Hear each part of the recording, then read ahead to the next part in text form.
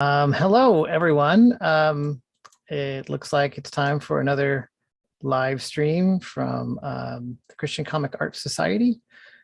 Today, we are joined with, we're going to be sharing our conversation with Simon Amadeus Pillario. He's going to be sharing with us his creative and spiritual journey in producing the word-for-word Bible comic.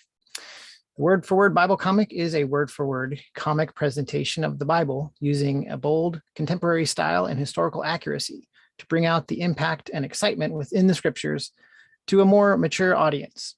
So this is recommended for readers 12 years and up.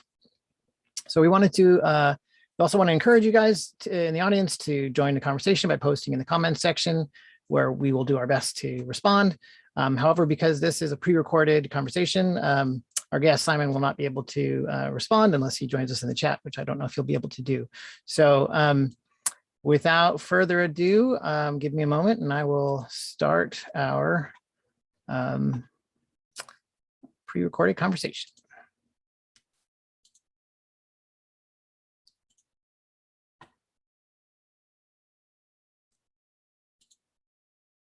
I certainly hope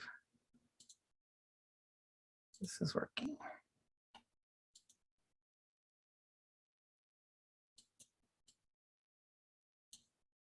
All right, here we go.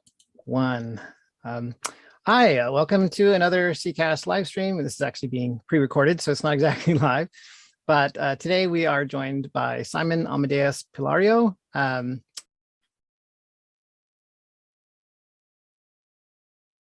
Who is joining us to tell us about his project, the word-for-word Bible comic.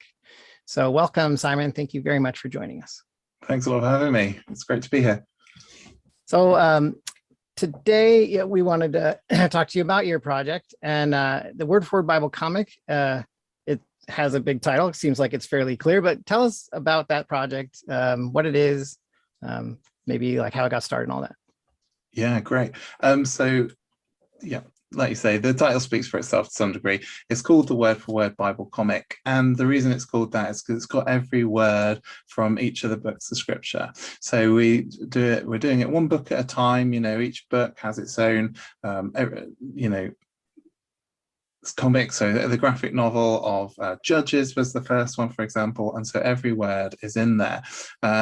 It's all there, chapter and verse, so nothing's cut out. And the way it works is that the words that aren't needed appear in between the panels.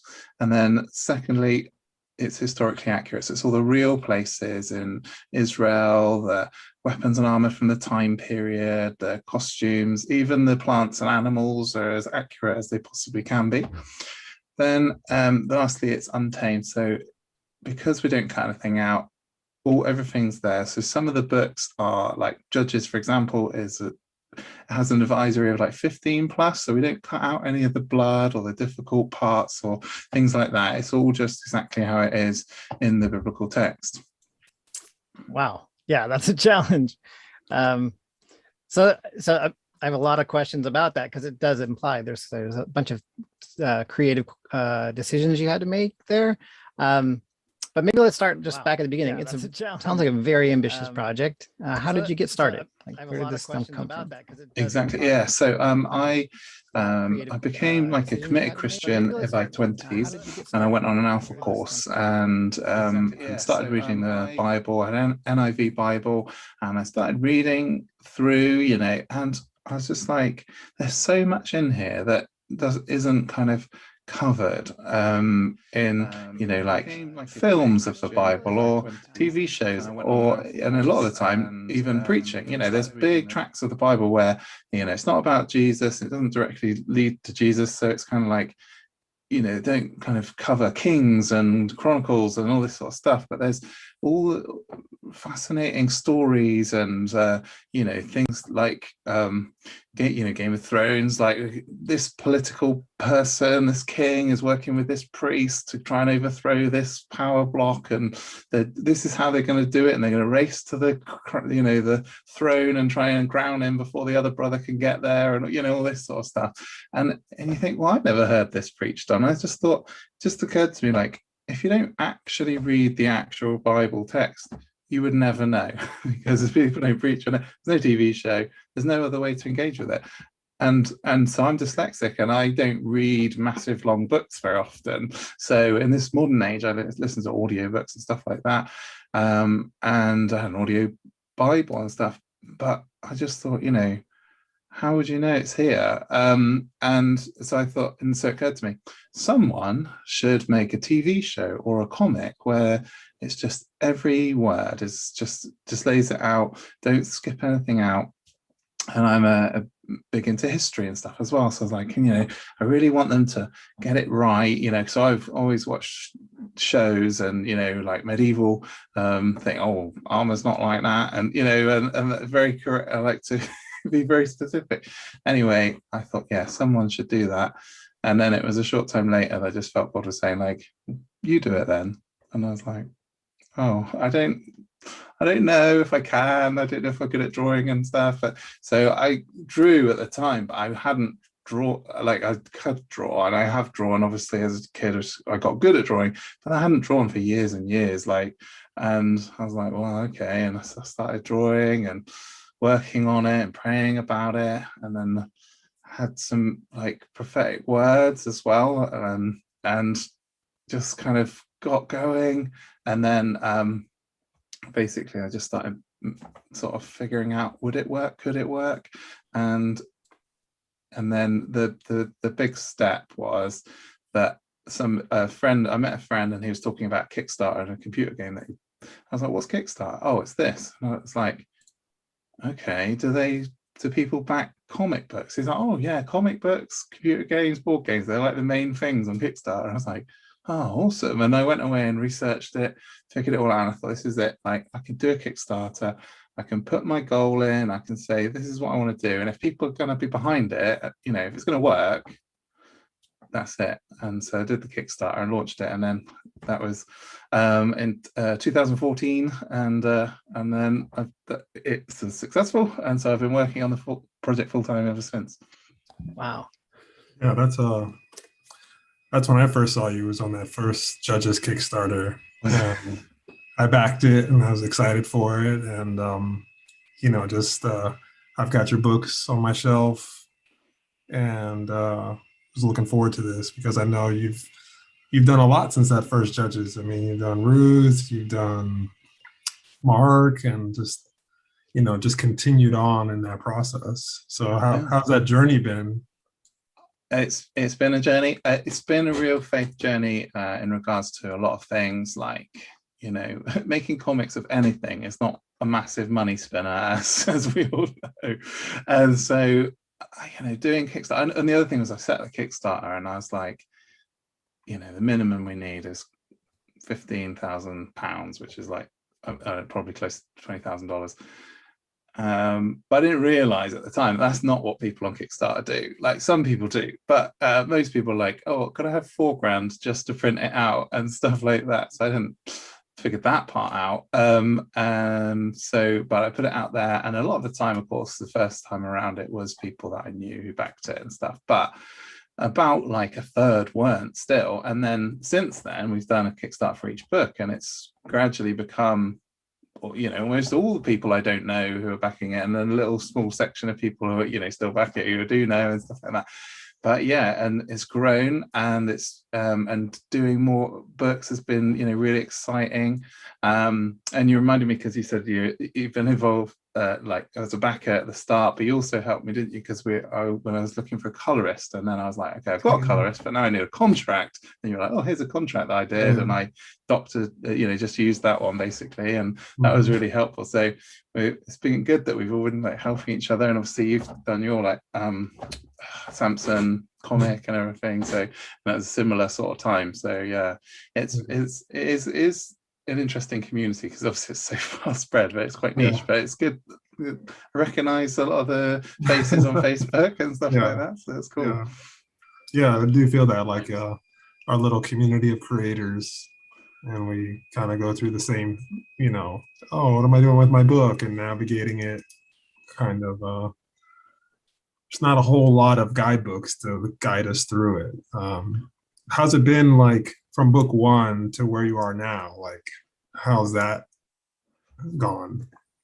It's let me think. I mean, it's grown, so the business is kind of growing, and we're really at a tipping point now where we've got a lot of like potential, which is just starting to like take off, and getting launched in America is one of those big things. Like, so we've had the books that people could in America could buy it and like import it and just, you know, pay to have it sent over from the UK and stuff like that. But it's not been available in the shops, and it's not been, you know, on Amazon.com properly. Again, you have to pay like a massive fee to get it imported. We managed to get a distributor in the US who's taken it on and full distribution. So they're not just sending it out when people order it, they are pursuing shops and all this sort of stuff. So that's been a huge step, but we're still at that very beginning. We just launched it like 24 days ago when we recorded this. It got launched, but you know, it's just like we've put, so this is the other point, we've put all the money in, but you're not sure, are people going to buy it? You know, the books are there, have been sent across the sea and all that stuff. And also we've got people, we've taken on people to sell the rights, you know, professional rights agency to go to different countries to say, would you like to produce a different language version of this? And we ourselves have moved into Spanish as well. So we've done the English and the Spanish. That's also just stepped off at the beginning of September this year. And so all these sort of things that are potentially going to grow just at that real seed point now. We're like, okay, it's got a lot of potential still, but we've got to wait still to see that fruit. And that's where we're at. So in a way, it feels the same because not much has changed, but in other ways, we stepped into all these massive voids of new languages, new countries, you know, producing our own second language and everything. So, and how's your creative process come along between the books? It's very similar to how I started. Just today, I was looking at judges and like pictures. I'm like, oh, you know, you look at it, don't you? And you're like, it's not as good, I think, as now, but it's hard to tell why. It's kind of like there's something about it that's not quite as quite the same. But yeah, but I still work the same process. As one of the things you said, maybe we'll talk about. But my process is pretty basic. I draw everything by hand. Luckily, I'm sitting at my desk, so you can see. So, like, just on Bristol board. Sorry, I know that it's not picking up the lines. There we go. Oh, yeah. There we go. So it's just lines, no shadows, and so it's drawn in real life like that, and then scanned, and then on Photoshop, I put the shadows and the words in, and I move the pictures around to accommodate the words, which makes it a lot easier. And then that's it. And then they go to the colorist. The colorist does the colors for me, send them back. I check them over, just little bits and bobs, and then that's it, saved. And so yeah, and that's not changed. So I do draw the pictures, I put the words on myself, and then get a different colorist, and then like that. So I haven't figured out a better way or a way to involve a bigger team and make it easier on myself. But that's just how I keep going, even now. And then how is it like? How is your experience? Like, you finish the book, and now you have to go like promote it. You got to go out there. You're like, I know you had like some time when you were like trying to settle on a version of the Bible that you could use, right? But then it's done. Okay, the first one's done, and now, you know, then you step out into the community, right? Yeah, exactly. And we did the Kickstarter such that it was ahead of, you know, when we were ready. So it was like, we need the money now so I can actually make the thing, so in a year's time people could have the thing, and we did that. But it did mean that you know, so people had kind of heard of it a bit, and then the backers received the books, and then we started working on the next book, and we didn't release it fully like on Amazon and all that. It was just back to the backers, and then I did Ruth quite quickly, and then we worked on it. Now we'll release it and put it into the world, and so, and like you say, it's kind of grown, and the translation was sort of a thing, because we wanted to use the NIV at the start, and it's very difficult to get hold of the NIV just because it's been sold into different regions. So basically America's one region, UK and Europe is another region, and then the rest of the world is another region, and you have to have 3 separate contracts for all those ones. And I got one of the contracts and I thought, oh, that's all good. And I didn't realize any of the other ones. And so we set up the first book with the NIV mostly. And then we were like, oh, we can't use it. So then we had to find an alternative, and we used the World English Bible, and the World English Bible is excellent translation. There's absolutely nothing bad about it whatsoever, apart from nobody's heard of it. So because nobody's heard of it, they're like, oh, I don't know about this translation. Is it trustworthy? It's amazing. It's basically the same as the ESV, and the reason is because they both come from the ASV, the American Standard Version, and they're both an updated version of that, just like the NRSV and all these other ones. And in that regard, it's all, if you can trust the ASV, you can trust it, but people hadn't heard of it. And so we really wanted to get the NIV, and some doors opened over a massive long face journey of years. And in the end, we managed to acquire the rights. And long story short, on one of the American people that we needed, they were like, yeah, okay, we'll look at it, and yeah, maybe we'll do it. And they're like, oh, here's yeah, okay, cool, here's a contract. Read the contract. They're like, okay, in the contract's just like standard. So they're like, you have to present the words in 1 column or 2 columns. You can't take out the thing, you can't change the punctuation, you can't do this, can't do that, you can't capitalize it, can't do this. And I'm like, so I went back to the guy, and he's like, oh yeah, I see what you mean. This would have to go through the committee for them to agree it. And I said to write them this thing like, okay, I'm going to change the punctuation, because of course, if there's a comma and then there's 2 speech bubbles, you're going to do a ... aren't you? And it's and then it's going to loads of it's going to be capitalized, so it's not going to be the same case. And anyway, so the massive long thing of how I'm going to basically change the text. Only the way it looks, obviously. But then my wife was like, if they agree to this, it'll be a miracle. And we were really at that point like, they ain't gonna, this just have to carry on with the World English Bible. People are gonna get used to it. But they did agree to it, and at that point it was dominoes, because they agreed to it. Then the English one just went, yeah, we'll sign it. And then the other one was like, what did they agree to? Yeah, that's fine, we'll do a similar contract. Bang, boom, and they all done. And it took a long time to get to that point where I could talk to the American team. Yeah. Once that was done, it went through, and then now we've got it. So it's all set up, and then we've got the MVI, which is the same thing but in Spanish for the Spanish, and that was all part and parcel, and it was all part of the journey. Yeah. Wow. Yeah, I always, from your project, because in mine we were like, we want to stay true to the biblical story. All the dialogue is there. We don't have word for word, because we would just, draw what was happening.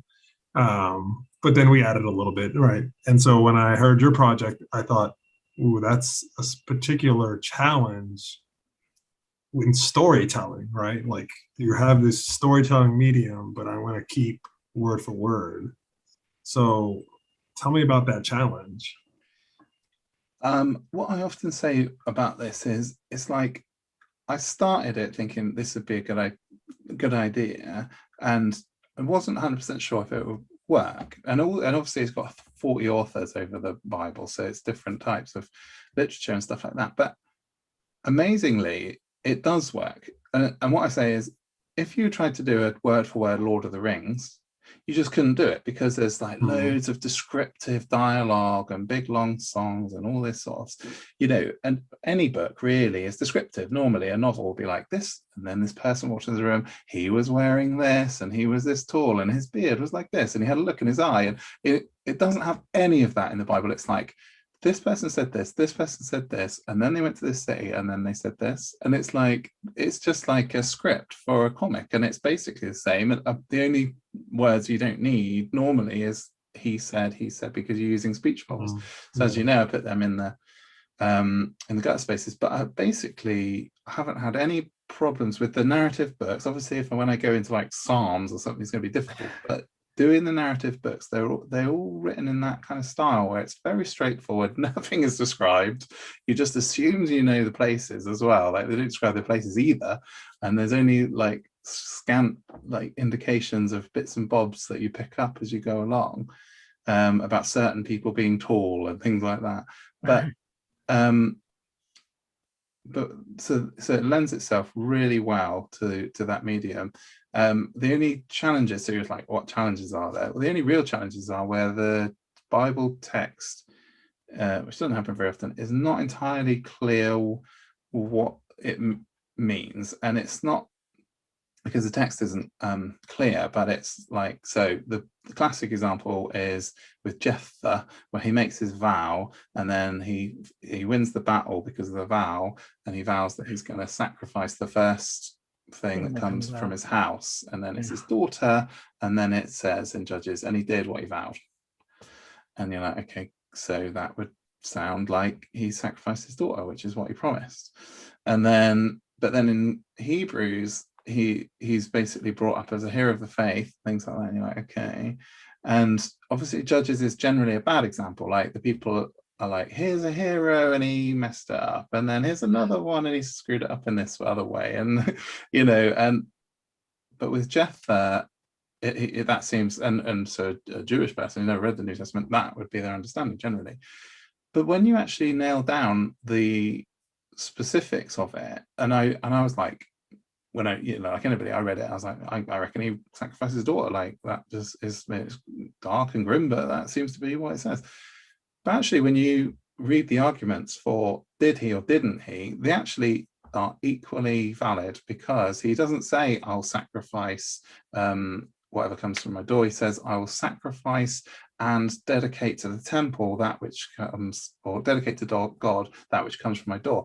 But the and is an and or in Hebrew. So it's like, I will sacrifice and or dedicate to God what comes out of my temple. And then she weeps for her virginity. She doesn't weep for her life. Yeah. And it's like, okay, so actually, does she? And so the theory is he dedicates her to the temple, so she becomes like a servant of the temple, therefore she won't have children, it will end his line, this is a big problem culturally. But you know, that's the situation, and that's why everybody's upset. But it's not that bad, and he's dedicated her to the service of the Levites. Anyway, in the comic, I wasn't then sure, of course, which interpretation, and obviously, is she set on fire or is she not? And so in the end, I drew it such, and this goes down with our interpretational thing, which is in the front of each of the books, is like, when the text and then the scholastic interpretation is unclear and equally valid on each side, then the comic pictures will be as ambiguous as the text. So in that scenario, we had the daughter, she's led on a torchlit procession through the street, and then at the end, a priest kind of takes her by the hand, by the wrist, and everybody's upset, and then it just goes, and Jephthah did what he vowed. So it doesn't show you, did he set her on fire, did he give her to the temple? You don't know. But I just left it the same, so it's exactly, so you can, not only can you read it in the way you think, but I'm not interpreting the scripture in the wrong way, you know, because one or the other did happen in real life. I don't know which it was. So the Bible does, the comic doesn't, even on those scenarios, like force you into one or the other. Yeah. And you know, that's really interesting. I found with mine that diving into the text so much, it's like digging, and then you start finding some gold, and you're like, oh, like it's so much depth in there. And you know, the understanding grows, connections grow. Do you have anything that comes to mind when you're like, oh, I was in this story and I was in the text so much, and it just like something came to you or something? Yeah, I mean, I guess probably the better example is recently I was reading, I've been doing Jonah, which is our new book, which comes out in November. And in Jonah, so in my comic, when people talk in different languages, I do like an asterisk where you've got the different typeface for the different languages. So in the Gospels, they speak Greek to each other a lot of the time, and so that's in a certain typeface. But then the people are speaking like Aramaic, or whatever, that's just a normal typeface. Well, in Jonah, of course, he's a Hebrew, so he speaks Hebrew. He then gets in a boat, and this doesn't occur to you at all. He goes off with the people, but then when they get in trouble, they say to him, "Where are you from? What people are you?" And all this. And he says, "I'm a Hebrew." And they're all like, "What?" And so clearly he can speak whatever language they speak perfectly, such that they can't even work out where he's from. And then, so he can speak 2 languages. And then he gets eaten by a whale and dropped off, and then he walks 300 miles and goes to Nineveh, and then they speak ancient Aramaic, and he can speak that because they can understand him when he gives them the warning, 40 days, blah, blah, blah. So they don't go, "Oh, I can't understand him because he's Jewish." What's he saying? He can speak their language. Well, it made me think, well, he can speak 3 languages fluently. How many people could God call on this mission that could speak the different languages? I mean, there's some, but that are a prophet that can speak the languages, and so actually it puts a slightly different spin on it. Not because when we read Jonah, you think, well, God could have just chosen anybody, couldn't he? Like when Jonah ran off, he could have just given the word to someone else, and that is true in sort of general, that we should think that about when God calls us, but in actual fact, he has certain skills, and that might be why God was sort of insistent, no, you need to do it. And it's so fascinating, actually, that you think, how many people have realized that he must be able to speak all these languages? And it's not unreasonable, because he's like a court prophet, isn't he? So people visit, and he has to know all the courtly languages. But yeah, it's just, that was like I've not seen this in a commentary, but it occurs to me that he must have to speak these languages. Just because I've had to draw him speaking in these different typefaces, I've now realized he speaks all these different languages. So yeah, it was interesting. It's really interesting. Yeah. I actually had a thought. I mean, this is one of the reasons why I don't do the attempt biblical stories very often, because like with Jonah, it's one of those questions that I've had is like, how much do you have to really not want to deliver a message to basically say, "No, God, no, I'm not going to those people"? To me, that suggests there's a backstory that has made him for some reason there's bitterness or something against them. So it's not just like, oh, a people group that I don't care about. It's like something in his story has made it so he does not want God to forgive them. That's huge. So if I was writing that as a story, I would want to include the backstory, right? And say this is what happened to him, and this is why when God says go to them and say this, and he's like, no, I want them to burn, right? That's amount of bitterness is so strong. To me, it suggests a familiarity that is something has happened in the past, and so I think of that when I read it, and I never want to be like, and this is what happened, because I don't know what happened, but in that moment, it seems like, yeah, maybe one of the reasons why he knows the language is because he's had dealings with them and they've been really, really bad. I have no idea, right? It just occurs to me.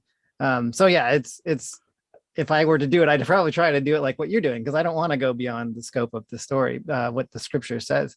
But it does, what it says implies to me, there's probably more to this.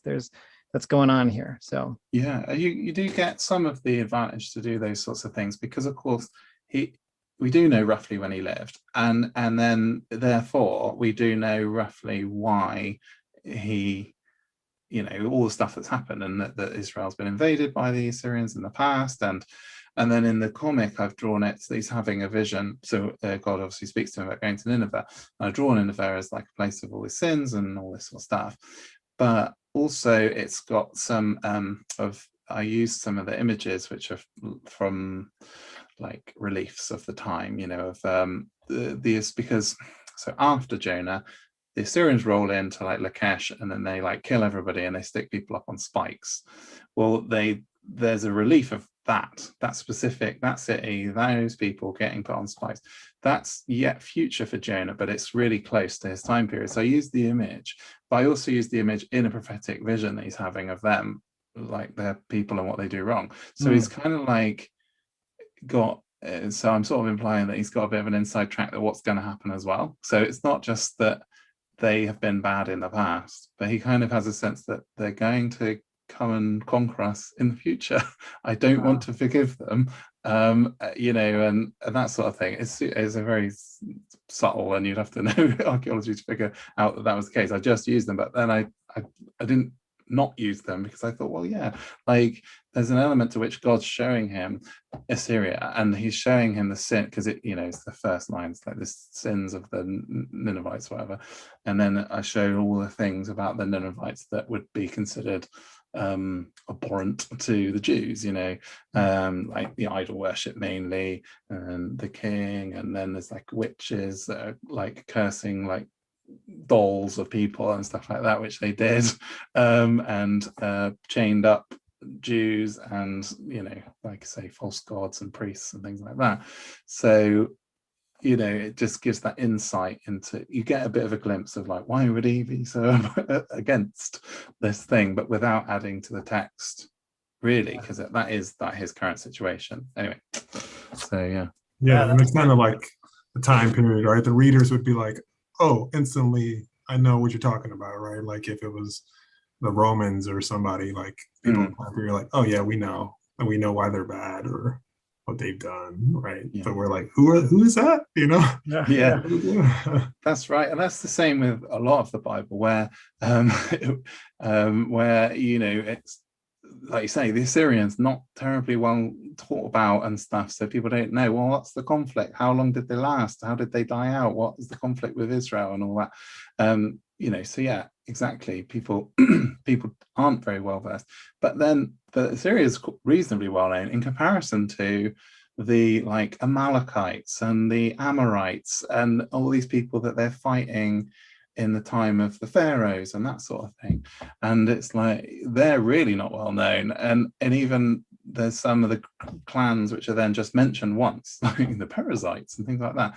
And that, you know, you look at all the what do you call it, like Bible scholars and the archaeology scholars and things like that, and they're like, oh, we think it's this group and we think it's this group and all that. So we've used that to draw them in, and some of them you don't really know exactly what they look like, but by giving in the comic, by giving them at least an identity which is roughly based on what people look like at the time in that area, so it may not be perfect, but nevertheless you kind of like, these guys look a bit like this and they wear like red or something, and these guys look a bit like this and they mostly wear blue, so you can kind of tell them apart. But the point is, you can kind of see, you recognize, oh, it's that group, oh yeah, it's that group again, they fought Moses, I remember, because they looked similar in the comic, you know. And that's what really helps then, is you don't have to remember, because the names are so similar, Amorites, Amalekites, Ammonites. It's like, oh, was it the Amalekites or the Ammonites that Moses, you know, and so that helps, that gives you that information, and also, and the same with the places and cities and all that sort of stuff. Was it, did you find it a differences in doing your Old Testament books versus doing like the Gospel of Mark? Yeah, I mean, Mark wouldn't say bad, but Matthew is a lot of dialogue, and similar with Luke. So, you know, that is a sort of a problem. And I remember seeing, you know, other people's comics of the Bible and things like that. And I don't remember which one it was, but basically I remember just seeing this one where it's like a little Jesus at the bottom and then a massive wall of text of him just talking through like the parrot of the Sermon on the Mount or whatever. And I was like, well, I'm not going to do that. And then obviously when I got there, drew it, you know, and if you've probably read it, you know, I try and give an illustration of what he's talking about. A lot of the time he's talking about stuff that you could draw, you know, if your brother's got something in his eye, blah, blah, take the blank out your own eye, you know, you can draw these things, and most of the time you can.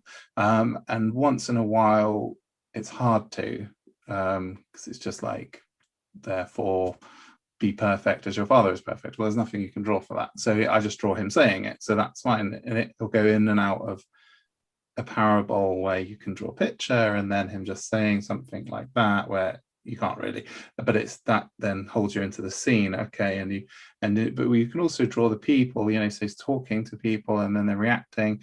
And so there's times where he talks about conflict or whatever, and then you can draw, a Roman looking person sitting next to a Jewish looking person and they're looking at each other, or, the reaction of the crowd is another thing you can do. So it was a bit more challenging because there's more talking in the Gospels, and it also means there's less like action and blood and battles and and so it is different, and it is a bit slower pace when drawing it, sort of like it's not like every couple of pages there's a massive fight or battle or somebody getting speared or whatever. But yeah, it's just different, and the different periods, and it all depends as well on like the archaeology. So the Judges was such hard work, and Joshua was quite a lot of work because there isn't a lot of stuff, images and stuff. And then the Gospels is quite hard because there's loads of information, but some of it's not right, and you have to sift through all this information about Jesus. Like everybody's writing stuff about Jesus in the time period of the Romans. There's loads of stuff about the Romans. But what was really easy was Esther. It's like it happens basically all in one building. The building is a real building. We have an archaeology, like the plan of the building is still there today, and people have drawn elevations of it, and parts of the walls are still there with the like mosaics, and the mosaics show the people in their actual clothes, and some of them are even in color. And it's like, so you just had all the perfect reference for exactly the right time. and it's a really short story with only a few main characters, and so that was a very enjoyable one to do because it was so easy to just like, there wasn't an abundance of stuff to sift through, but there was enough that you could just draw everything and know everybody looked just right in the just right colors and all the right outfits and courtly stuff. So yeah, that sounds great. So I actually was curious because that's a barrier that when people say like, oh, you should just do Bible comics, that's a pretty safe thing to do. I always think like, you don't know how hard that is, like that, like trying to do it accurate with like what you're describing, trying to sift through all the academic work and tell which ones do you find credible versus not. I mean, unless you're an actual archaeology student, that's a pretty hefty thing to just say, oh, and just do this, So how do you tackle that kind of hurdle? Are there any resources that you use? Do you have scholar friends? Like, how do you handle that? When I started out, I just had to do it all the hard way, and so it was Judges. I had to just read loads and loads of stuff, and I have to say about Judges, I was like started there. I feel almost like by chance or whatever I chose it, but looking back, it seems so providential that I did start there because. The reason I started there myself was like, I don't want to start in the Gospels because I want to kind of build up to that. I don't want to start with Jesus. I don't want to screw it up in case it's not very good. So I'll do the Old Testament. I don't want to do David for the same reason. I want to kind of build up to that. I don't want to do Genesis because people have kind of done it, and people who do Bible comics normally start in Genesis and then they stop. So there's like loads of Genesises and then nothing else. And the other thing with Genesis is all the stories pretty much everybody knows. So everybody's heard of Joseph and everybody, so Noah and all that. So I was like, Judges is the right one because, because we wanted to do it so it's for adults and highlight the whole idea. It's not just for kids, it's aimed at adults. And there's lots of wars and battles, and there's also sort of superhero powers and things like that because it's a comic. It'd be a really good one to do as the first one. So I did it. But Judges is a book where it if you read it at face value, it seems to cover 450 years because it's like this happened and then 400 years and then this happened and then 100 years and but it has to fit with the rest of the Bible and sort of archaeology and stuff. It has to fit within this kind of 200-year time period. And you're like, so there's like a contradiction in the Bible. Oh no, what I'm going to do? But so I had to figure that out. How does this fit into here? and read all these different scholars and all these different history things and what king was this and what, and so you have to figure out, you know, the Moses thing, which obviously kicks off that period in a way, and like, well, you know, which, you know, that's a massive topic. Which Pharaoh was it? What period was it when Moses left? And yeah, all this stuff. And actually, if I hadn't started in Judges, and I started in Genesis or Exodus thing, I might have picked the wrong one, because I wouldn't have realized that Judges has to concertina into this space, and in a really difficult way. But when it's solved, it's solved. And actually, I've not seen many people who solved it, but managed to find a scholar who basically had written a timeline, and it was perfect, and then he explains it all, and then you get it.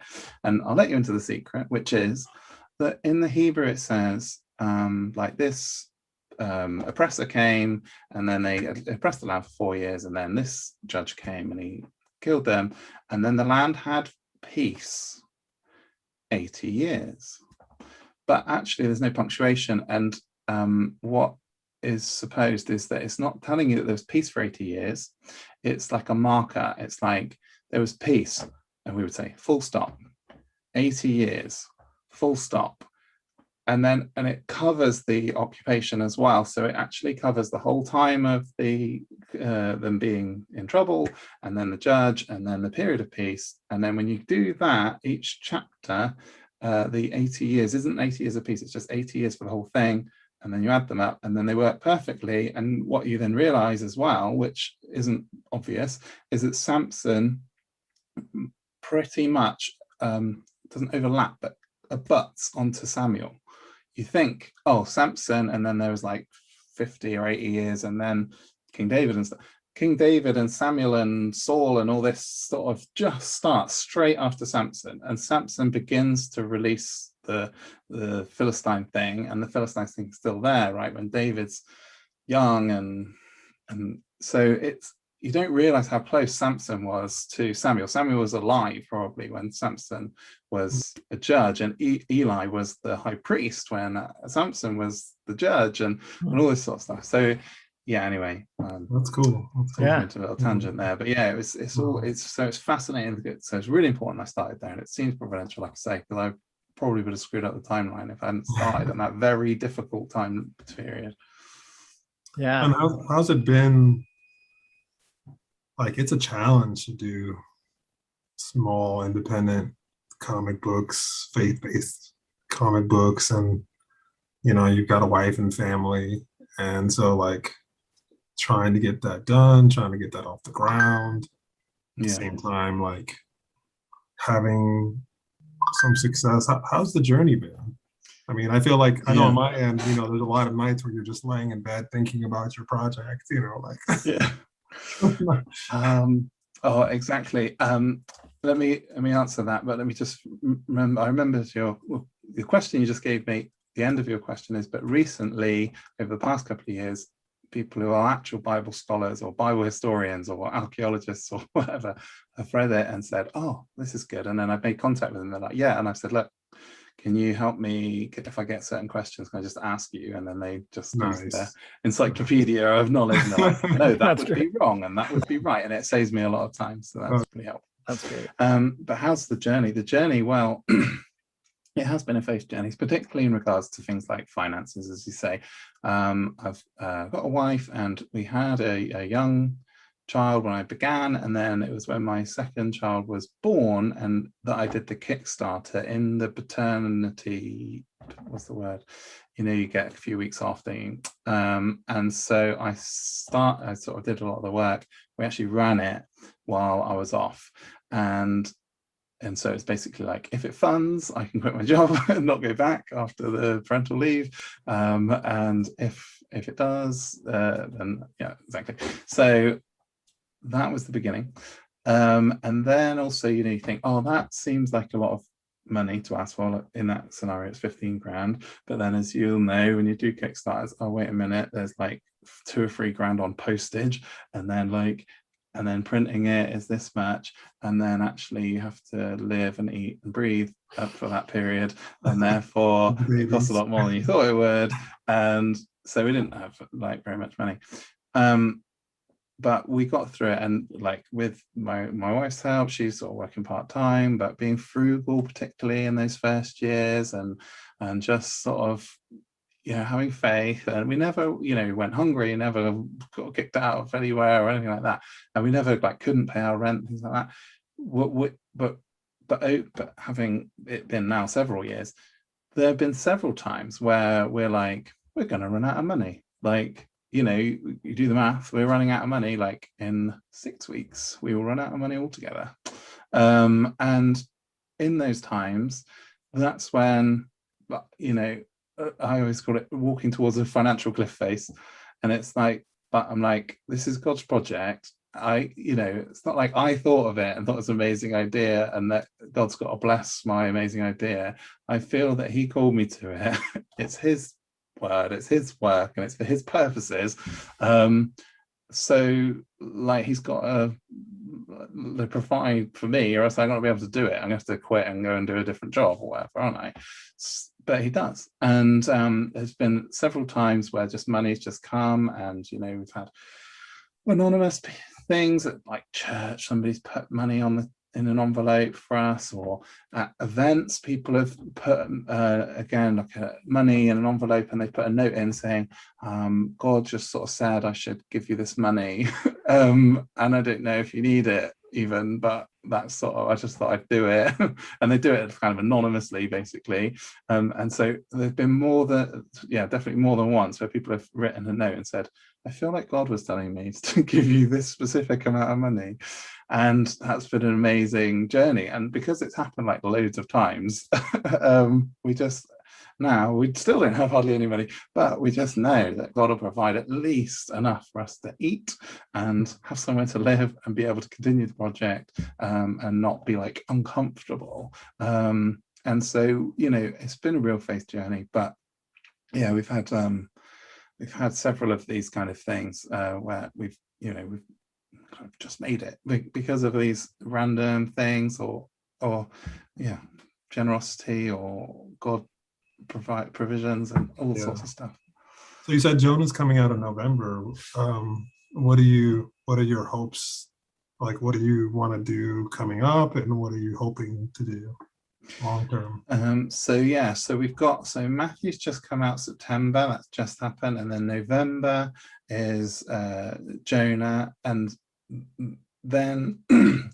then we'll be releasing other books through 2022, where it's kind of like the books that we've done in the past but re-released into NIV, for like the US market specifically, but it'll also be available elsewhere. But like Mark, for example, is not in the NIV, but it will be in March, and then it'll be Ruth, and then the next year's sort of big one, which is like a new release to everyone, it is Luke. That's the one I'm working on, which is come out in November next year, which is sort of for Christmas, etc. But that's what I'm working on now.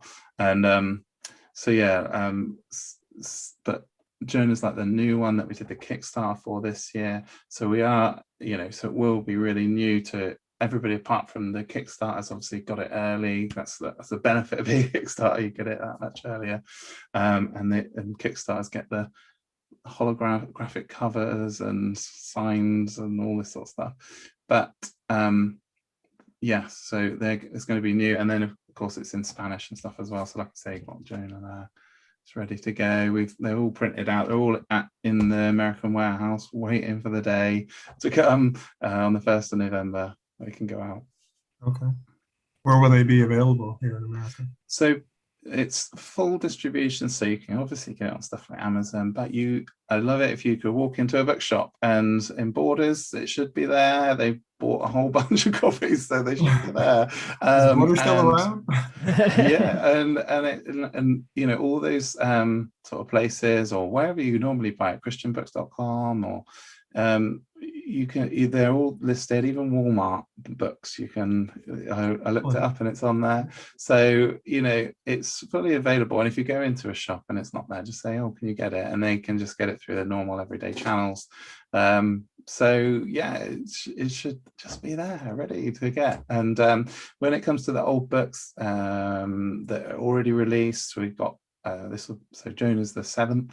But if you hit our website, people can buy all the old stuff there, and if they want to, we send it across from the UK. That's available. So obviously our website's wordforwordbiblecomic.com, and it's all there for you. How many books do you like? Can you just name the books that you do have so far? Because it sounds like you didn't start at the beginning, so you kind of a random selection. So we've got Judges, Joshua and Ruth, Esther, Jonah, and then Mark and Matthew. So those are the ones that you can kind of get. Jonah obviously being released soon, but you might as well purchase it now, pre-order it now, and you'll receive it. But yeah, so those are the ones that we've done, and we're just gradually moving out into the other books as we go. That's cool. That's very cool. Is there any what counsel would you have given yourself when you were first starting, and what counsel would you give creators who are starting out? I don't know really. I mean, I guess a practical thing and spiritual thing. I mean, praying is the spiritual thing. Like, be praying about it for the opportunities that we've had that have opened up into stuff. Normally are things that are kind of really left field, like come up. It was not through normal business. Oh, I searched this person and then they found them and then they helped me. It's just sort of like connections that have come up, God things, and so just pray about it, because God will provide the way to do the things. Here's a little anecdote. We wanted to get into prisons. It was on my to-do list for like 2 or 3 years, and then I did a Christian creative thing where I had an interview a bit like this, and someone who's like works for a UK charity for prisons watched that, even though it's nothing to do with it, and then contacted me and was like, would you like your books to go into prisons? And then he was like, I want to pull some strings and make that happen. So I hadn't managed to get around to it, but it was on something we were praying about, and then God's just like, okay, well, here's this person, he can just sort it out for you. So that is that sort of thing. So that's why I'd encourage people to be praying about it, because God will provide the method that it's going to happen. And then practically, I mean, Kickstarter was how I got it to get money to make it work, to be able to do it full time. I think it's a really great concept. Obviously there's Indiegogo and other things are available, but we use Kickstarter, and what I like about it is not just, oh, give me some money. It's, I have a concept. Is the concept actually viable? I have to hit this benchmark to even try, like, and if it's not viable, then people aren't going to back it, and there's no point making it. It has its own like audience validation built in, so it's kind of like really helpful. So that's a good method of funding, and then obviously pray about it. Yeah, that's cool. All right, well, we're close to the end of our time here, so is there anything anything else, like final thought you think that sticks out to you that would be important to share with people?